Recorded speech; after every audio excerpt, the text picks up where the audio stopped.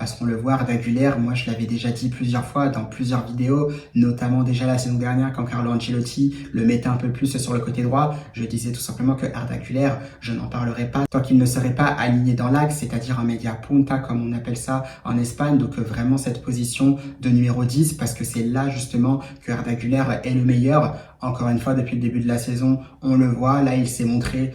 tout particulièrement à son avantage dans ce match-là face au Kairat Almaty. Donc pourquoi pas peut-être aligner Jude Bellingham un peu plus bas, en milieu relayeur, vraiment un box-to-box, comme il savait le faire, notamment quand il était aussi au BFAOB. C'était un peu le cas aussi pendant un moment avec les Three Lions, l'équipe nationale d'Angleterre. Donc à voir les réajustements qui peuvent être faits, mais je préférerais voir peut-être un Arda Güler en numéro 10 ou peut-être un Bellingham un peu plus haut à la même hauteur, mais c'est vrai que ça reste compliqué puisqu'il faut attendre aussi que le joueur anglais revienne au top de sa forme. Sinon, s'il n'y a pas de solution qui est trouvée, eh bien c'est tout simplement mettre les deux en concurrence, ce qui laisserait le Real Madrid peut-être dans un milieu de terrain à 3, à voir qui pourrait épauler notamment Arda Güler et Aurélien Tchouaméni.